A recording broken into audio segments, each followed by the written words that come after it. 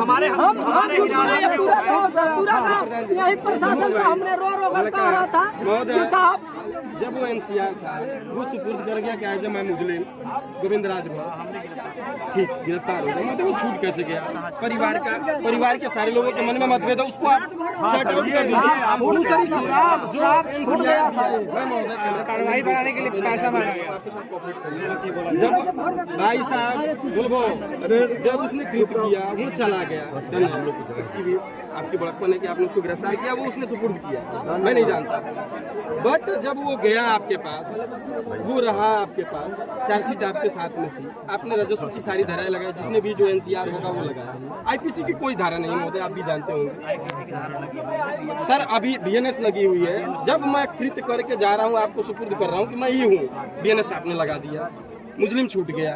इनके पूरे फैमिली पूरे ग्राम सभा का यही कैसे छूट जाएगा? तो सुन लीजिए मेरी बात, अब वो इनके परिवार प्लस पूरे गांव की मानसिकता यही है, डन मुस्लिम छूटा है, आप उस चीज को कर दीजिए। मेरी यही रिक्वेस्ट है एज ए प्रधान जी की तरफ से, मैं बीच में भी बात किया हूँ, एक आपके थे विजय शंकर, कौन थे आपके साथ, उनसे भी मैंने यही कहा कि इस परिवार के साथ 302 का मुस्लिम है, 307 वाले थे, 302 है, आईपीसी की धारा लगा के चार्जशीट लगा के उसको हवालात में किया जाए, क्योंकि ये गरीब समुदाय के लोग हैं। दूसरी चीज रोजी मजदूरी करता है, अगर उसको 2 पैसे नहीं मिलेगा तो क्या करेगा आप बताओ? मैं अगर आप कर रहे हो आपकी दिहाड़ी 1700 बन रही है, अगर आपकी दिहाड़ी रोक दी जाए 2 महीने आप क्या करोगे? सबके साथ वही होगा। अगर वो गरीब परिवार है तो क्या कर सकता है आप बताओ? आप चाकू मार दोगे?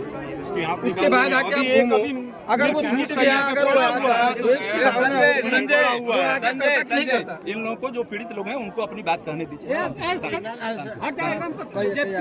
आप देखिए, ये एक लड़का है, इसका भाई चोटिल है, ये है इनके बच्चे का भतीजा है ना। थोड़ा पास में जाओ बाबू, कहाँ है लड़का? पास में जाओ। अच्छा ठीक है, जगह बना वाला ये छोटू तू का इससे क्या अपेक्षा? हमको इच्छा यही है कि इसको सख्त से सख्त सजा मिले और कोई बड़ा यहाँ अधिकारी आए तब हमारा विश्वास होगा। मुहम्मदाबाद थाने पर हमारा विश्वास नहीं होगा।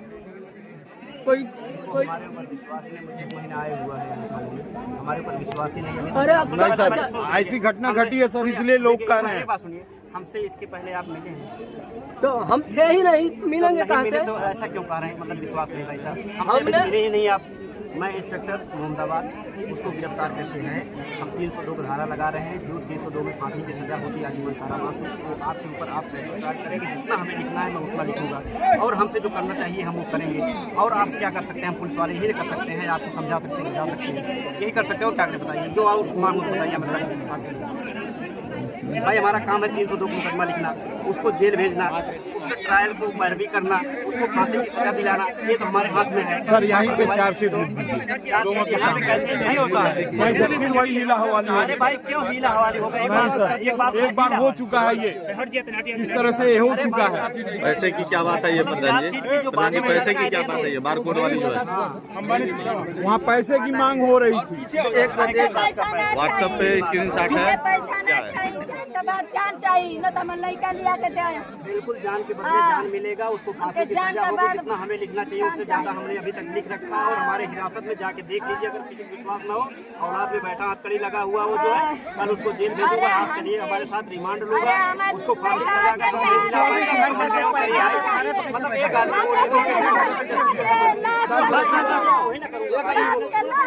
लड़का के सके लाश चाहिए ऊपर हमारे जैसे हमारे राखी का सामने मार ले बैठे। जाके देख लीजिए, देख के आ जाइए, कोई बात नहीं। 24 घंटे से ज्यादा 24 घंटा हमारी प्रक्रिया, कब बैठा कब नहीं बैठा, यार ये प्रक्रिया हमारी है।